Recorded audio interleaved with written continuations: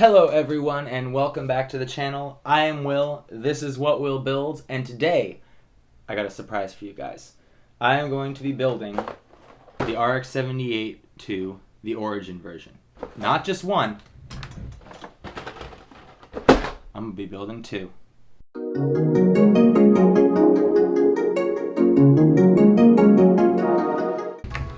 Now, some of you might have gotten the hint from my first video, from my real grade RX-78-2, but I have already built up, not just one, but both of these Origin kits. And today, what I want to do for you guys is address something that I have not seen too much in the Gundam community that might be a little bit confusing for beginners, but I also want to hopefully shed some light on the issue and hopefully make it a little less intimidating when it comes to painting your Gundam. Yes, I'm going to be painting both of these kits today to show you guys the difference between airbrush painting and spray can painting.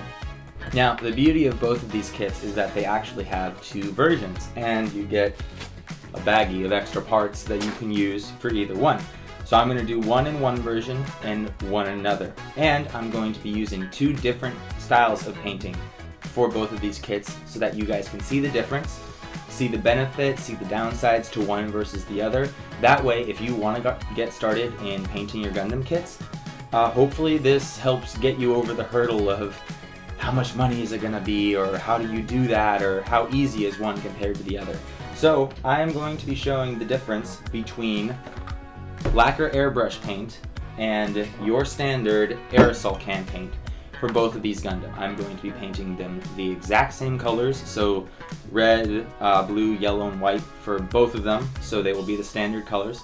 I'm not going to do any decaling. I'm going to probably panel line both of them just to make them look a little nicer, and hopefully it'll give you guys a better idea of the differences between the two, costs between the two as well, and hopefully it can help you figure out which one you prefer to paint your Gundam with. So, before we get started, I just want to go over the two types of paints that I'm going to be using. Technically, these are both lacquer-based paints, which is arguably the strongest paint that you can use for a Gundam, just because it's less soluble with alcohols and that kind of stuff that can easily ruin certain other paints. So generally, if you're painting a Gundam and you're going to do lots of detail painting, or you're going to be doing a lot of extra stuff on top of it, I would generally recommend starting with a lacquer-based paint, just because you know you'll be getting the most durable finish to build on from there, whether or not you take advantages of some of the benefits, and I'll probably be talking about some of those benefits in the near future, if not in this video. So, to start with, I will be using Mr. Color's aerosol cans. I honestly don't have that much experience when it comes to aerosol cans, just because I'm a little bit hesitant when it comes to paint mixing at this point. I haven't really used a clear coat that needs to get thinned down.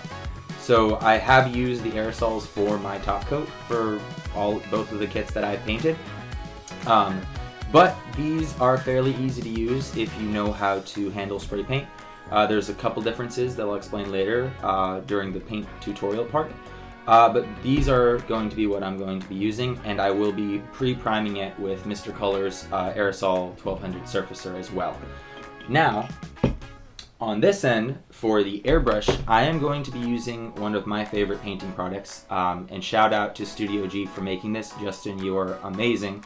And this is what I painted my first Gundam kit with. My first Gundam kit was painted Gundam kit was the 1/100 Full Mechanics Vidar, and I love painting with all of these paints. I'm actually going to be testing out his newest version, which does not, or supposedly, does not need primer. So I'm going to test that out and hopefully give a quick review of this. If you guys want to get any of these products, you can check them out. I know that this is available on newtype.com. Aerosols you might be able to find in your local hobby shop, even if it isn't Gundam specific, since you can find these for basic model kits as well. So, with that, I think that it is time to get painting. Before we get to the actual painting, of course you are going to have to take apart your Gundam in some way before you get painting. So, what I recommend, because you're also going to need something that makes it easier to hold your Gundam, is getting some of these alligator clips. If I can find some, I'll probably link them in the description below. And basically these are just little mini alligator clips on the end of a skewer. And then you can either make, or you can find different paint holders or whatever. I just made this out of some cardboard boxes from my Gundam deliveries and a Gundam box. So it's pretty simple, just cut it into squares that fit inside the box, put it on their sides like this so that all the little holes are sticking up, and generally these skewers fit right into it. So it's perfect for holding and spacing out all your pieces, or putting them on there before you paint them so that they can dry, all of that kind of stuff. So what I'm going to go through and do now is take this Gundam completely apart. I tend to be a lot more thorough with my Gundam kits when it comes to painting. Again, it's not something that's an exact science. You can be as thorough or as not thorough as you want. If you can't figure out the way that something needs to come apart, of course the manual is still there. So basically just do everything in reverse of how you put it together, and you should be able to figure it out pretty easily. And then as you have parts, it'll be a personal preference, because of course you want to make sure you put the clip somewhere that isn't going to be seen or doesn't need to be directly painted. So like for instance, on this little toe piece, the best one to do would probably be right here, just because you know that that's going to go inside another part, so you're not going to see it when the whole thing is eventually painted. So I usually do that. I'll separate it out by color sometimes, especially because I've mainly done master grade paints before. I will break it up body section by body section, so head, chest, arms, legs, all of that kind of stuff, just to make it easier and so that pieces don't get mixed up and I can easily tell what piece should go where and all of that kind of stuff. So again, this is completely up to you how you want to handle it. Some people, especially with real grades or master grades that have an inner frame, they'll just take the armor pieces that are different colors off and just paint the inner frame while it's still assembled, and then paint the armor pieces separately and then put it all back together. So there are a million and one ways that you can paint and do your Gundam. I am going to be completely disassembling this one for you guys and painting it up each part individually. I'm going to be panel lining each part individually and probably top coating the whole thing once it's all done. And I will go through all of that, guys, all of that with you guys step by step. So just stick around and we will get this guy and this guy taken apart.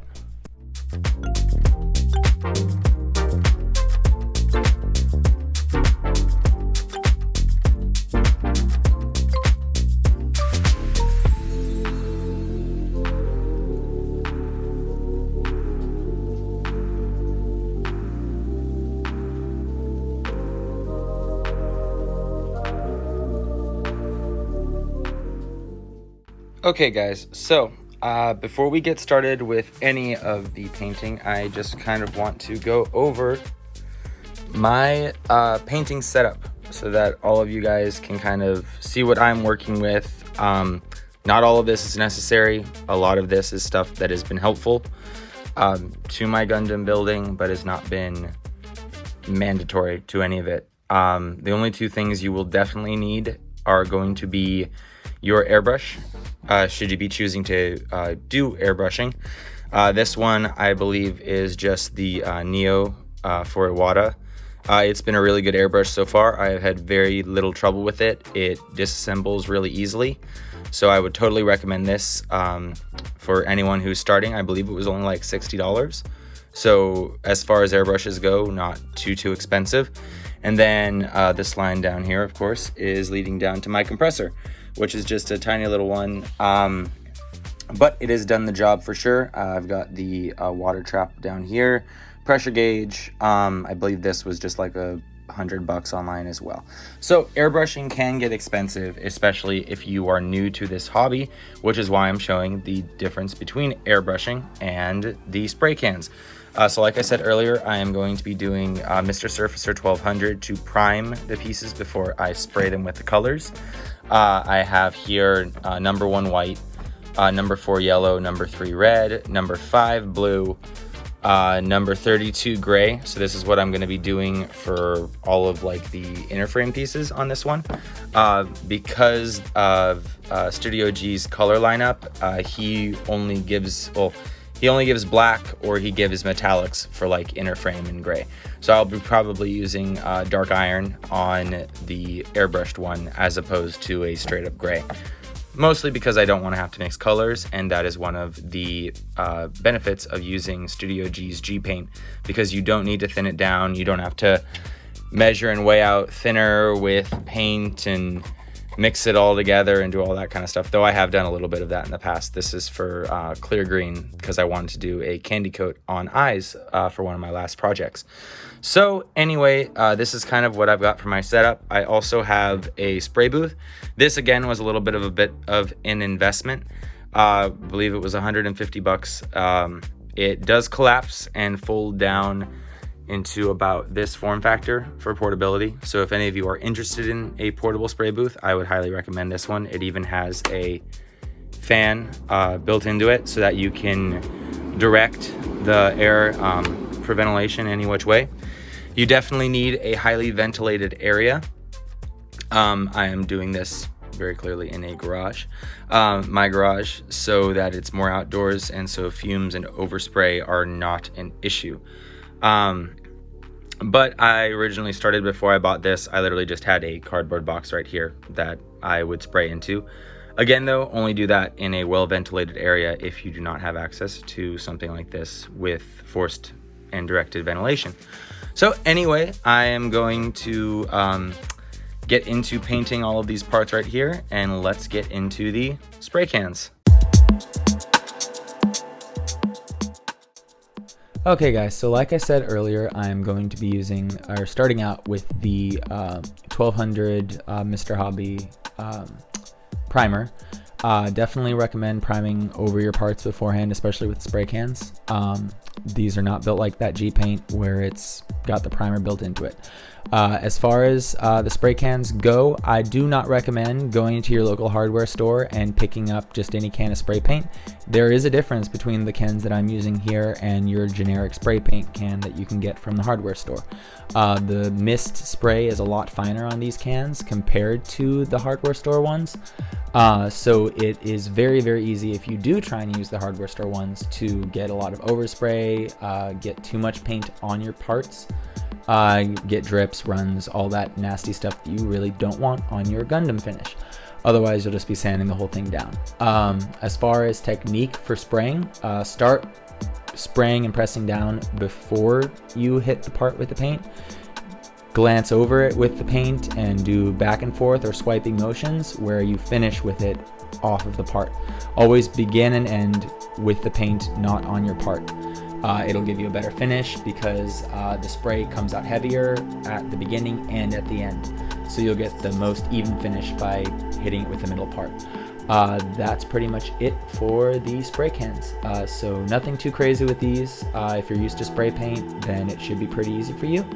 And next we will be moving on momentarily.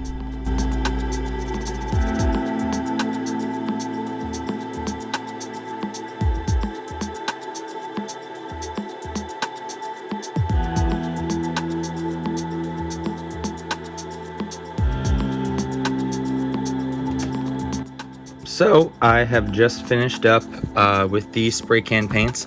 I had to do a bit of change up. I had to switch grays and switch whites because I ran out of the number 1, and I believe it was the number 32 on the gray. Anyway, slight color variation there, but I mean, again, Gundam is not a strict hobby, and you really can do whatever you want with it. As long as you think it looks good, go for it, is what I kind of say. So before we get into the airbrushing steps, I already showed you what I was working with my airbrush. Some of the other accessories that I appreciate but aren't necessary, I have this Sparmax airbrush holder / catch container. So it's kind of got a vapor system so you can kind of clean your airbrush into it. You are going to need Airbrush Cleaner for your airbrush, obviously. This one works pretty well. I use it more of like a rinse, and I use the Mr. Thinner to actually get it deep cleaned. Since it's a lacquer thinner, it burns straight through any of the residual lacquer paint that gets on it. So it makes it super, super easy to clean. And then I just use this to finish it off to make sure everything's lubricated and everything is washed out from the lacquer thinner. So the paint I'm going to be working with for the airbrush is going to be G paint. I have used this paint before. It is actually the only paint I've really used. I've even got his Halloween set, which is amazing. Maybe he'll even consider doing more colors, Justin, if you somehow see this video. I would recommend it, especially if these work as good as people are saying. So these ones are his latest release. These ones already have primer in them, or do not need primer at the very least. At least that's what he's selling them on. So I'm going to be trying these out, and I will let you know. I will not be using any primer. In the past, what I have done for the original ones, because these ones are recommended with primer, and I will still have to for whenever I use them, I use Mr. Surfacer 1200 I use Mr. Surfacer 1200 primer, and then I mix it and then thin it down in these little bottles here. Just shake it up, and then whenever I'm ready to prime, it's good to go. For primer, for anyone who is looking to mix it or can only get their hands on this if they need primer, I would also recommend using the Surfacer 1200 spray can if it's easier to find for you. Works just as well. Just a 50-50 mix of the primer and the thinner will get you what you need for most of the primers. If you think it's too thick, you can add a little more thinner. It's fairly forgiving, but that's the mix that I have been using, a 50-50 split. So I'm going to get into these. He recommends using these at a 30 to 40 PSI, so I will be doing it around 35. I might experiment with that. And something else really nice that he gives you with this guide is a color mixing guide. So he kind of gives you a basic rundown on how to blend all of these colors in certain ratios to get certain other colors, which is super helpful for anyone who feels very limited by the 8 paints that he gives you, which are a white, I will be using the white, the blue, the red, yellow, his dark iron, which is a bit of a darker metal color, gunmetal, which is kind of more of a lighter aluminum finish, well, not quite aluminum, a little bit darker than that, Zaku green, which is a bit of a light, a bit lighter camo kind of green to mix the Zaku model kits, and our black. So it's a pretty standard kit. It's got everything you would really want to paint a Gundam. I will just be using these 5 right here. I'm probably going to use gunmetal for the inner frame because the frame is a little bit lighter than other Gundams I've used. But anyway, I'm going to set up the time lapse real quick and we will get spraying. Okay, so airbrushing is going to be very similar to your spray cans. When it comes to technique, you're going to be starting before and ending after when it comes to your spray. Though the airbrush offers a lot more control for you compared to the spray cans. Huge difference. The airbrush has multiple controls. The one I'm using is a dual action airbrush, which means that I can control the amount of paint that comes out as well as the amount of air that is pushing that paint out. So it can give you a wide variety of sprays from very, very fine mist to full-on blast. So it can take some getting used to with the technique, but what I did was I just put some water into the top and practice on some cardboard so that I could actually see the spray that I was making. When you get ready to paint your parts, again, use pieces from your kit that will be easily sanded down or replaced. And just don't be afraid of it, guys. Airbrushing is not that much more difficult. I was surprised by how easy it is, and just jump in. Okay, so I have finished the painting on both of these Gundam and they look amazing. So like I said at the beginning of the video, I am not doing any kind of decals on these, sticker, water slide, dry press on. This one was strictly just for paint so that you guys could kind of get the difference between a spray can painted and an airbrush painted Gundam. So like I said before, this one was done in all Mr. Hobby spray can paints. I sprayed 1 coat of primer on everything and then sprayed it all with color. Did the exact same colors as the kit comes in the box. Didn't really mask anything off, didn't really pay too much attention. Did a pretty dirty panel lining job on this guy and did the same for this guy. This guy is the one that was airbrushed with the G Paint version 2, which is the one that includes the primer. straight into it. So I literally just took it apart, put it on skewers, and sprayed it. So that process was amazing. If any of you guys are looking to get into airbrushing, I would highly recommend starting with G-Paint.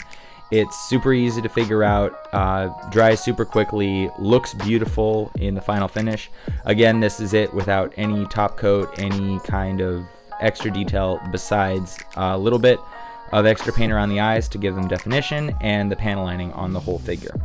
So let's go over the whole figures in general. First of all, amazing kit. I would highly recommend it. Again, this is the high grade Origin Gundam RX-78. Relatively new kit, very well designed, very fun to play around with. You get multiple options, as you can see.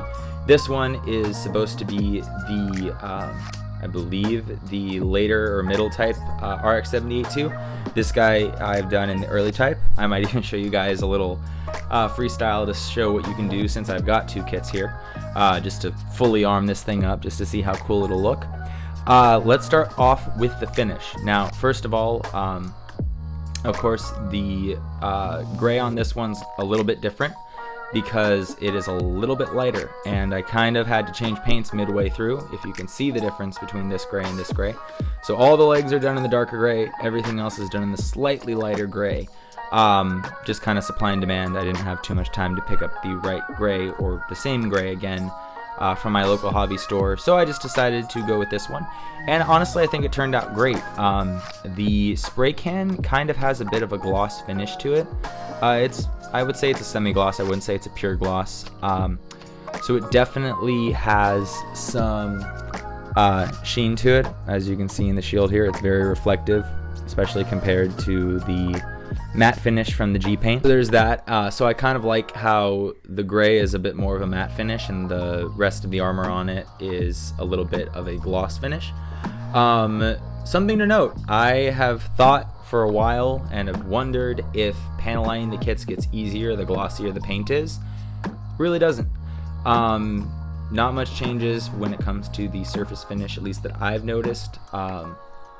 So I wouldn't worry too much about like finishing or what finish should I use when I panel line. I would worry more about what type of paint you're using on the Gundam itself. So again, this one's got kind of a glossier finish. I am not too well versed in the spray cans. Like I said, this is kind of the first time I've really used them for a full kit like this. So I don't know if you can find spray cans in different finishes, but I do know that an easy solution to that is top coat. Any top coat you spray over it, it will be done in that finish. So if you spray a glossy top coat over it, it will be glossy. If you spray a matte top coat, it'll be matte finish. If you pick a semi-gloss, it'll be semi-gloss, on and on and on throughout the different paint finishes. So if you can't find the paint you are looking for in the finish that you want, you can always kind of fix that with some top coat. So that is this one right here. Details came out looking great. This kit is packed with details, so even if you don't paint it, I would definitely recommend panel lining it with your Gundam markers or a Sharpie. Now on to the G-Paint version. This one turned out amazing. It kind of has this interesting kind of like soft matte finish on it. Again, something that you could fix with top coat if you are not a fan of this finish. I usually spray the kits that I've done in a semi-gloss top coat after, so it'll be a little silkier than this overall finish, but if this is what you like, I would just keep it this way. So overall, this one turned out amazingly. Everything painted great. I did have some issues with taking this one apart. I kind of lost, this is actually a separated part in here, so you can kind of get the yellow shine through. Kind of fell off on that side, so that was kind of disappointing, and I lost that piece, so I couldn't just glue it back in. But yeah, overall, great figure. Easy to see the differences between these two paints, the two finishes. Cost effectiveness is honestly, in my opinion, kind of a toss-up. I don't know if it's how I paint my kits or if it's just the cost of paint in general, but paying between $5 and $10 for a spray can and having to go through probably like 6 spray cans overall with this one, 3 of which I believe I finished completely, it can get pricey if you're doing a bigger kit. If you're going beyond a high grade, it could definitely get pricey, even more so than an airbrush upon initial investment for the spray can kit. But if you're just doing it on the side, if you just want to paint the inner frame, just want to paint the armor, just want it to look a little nicer, and you want to do a fun little quick job on it, I would definitely say spray cans are your quick and easy way of getting that one done. If you want something that's a little cleaner, a little bit more detail oriented, I would definitely recommend airbrushing. I have not regretted that investment at all since I've gotten it. I would definitely recommend starting out with G-Paint. That way you don't have to worry about any kind of paint mixing or anything in that spectrum, at least at the beginning. You can work your way into it, get more comfortable with it, maybe try mixing the G-Paints in different things, especially if you get the 2.0. It comes with that nice little color guide. So you can mix them in volume or just by drops and get some new colors, and maybe after you're comfortable with that, try mixing from the little smaller versions for like Mr. Hobby, Tamiya, whatever paints you find online that you enjoy working with. Again, both of these were lacquer-based paints. I have not really ventured far from lacquer-based, aside from the enamel paint that I used for panel lining. And some detail painting. Again, that one's super easy to work with, and there is a slight chance while you are using your enamel thinner to clean up the kit that you can remove very, very trace amounts of your paint, of the lacquer paint from your kit. It has happened to me a couple times in other kits. Luckily, it didn't happen to me on this kit. Where I've just gone a little too far with a thinner, and then somehow it wears through the lacquer finish. So something else to be careful of when you are painting and going through and panel lining your Gundam. But overall, yeah, this is what you guys get to see for today's video. I have a perfect example of a spray can build and a perfect example of a airbrush build. The airbrush, again, I think my overall investment for the whole thing was, I believe the airbrush itself was $60 and the compressor was about $180. If you live with someone who has an air compressor, and I believe you can just buy fittings to work an airbrush with it. Make sure there's a pressure gauge on that thing, obviously, because you don't want to break your airbrush by using too much air pressure. That's entirely possible, so that could cut some of the investment price down if you already have an air compressor that works, or that you just have to buy a few fittings for. But overall, I would say that airbrushing, once you make the initial investment of the airbrush itself, the compressor, maybe the spray booth, definitely cheaper over longevity. I've spent, I think, $60 on each paint kit from Studio G that I have got. Each one was definitely worth the price. I've only burned through maybe 3 overall bottles of G-Paint in my entire time painting Gundam. I've only painted the 2 kits in front of you as well as 2 other kits, but still, they went very, very far with how long that paint lasted me. And that is with making mistakes, with spraying too much probably, not getting my mixtures right, cleaning the airbrush. All of that definitely lasts a lot longer per bottle with the airbrush paint compared to the spray can. So it just depends on what you're in for, what you're looking to do. If you already have an airbrush and you're just discovering Gundam, congratulations, you can use that on it. Or if you're just looking for something cool to spray paint, then also pick up a Gundam. So I guess without further ado, I will show you guys some glory shots of these 2 guys together, and I will see you guys in the next one. Until then, keep building.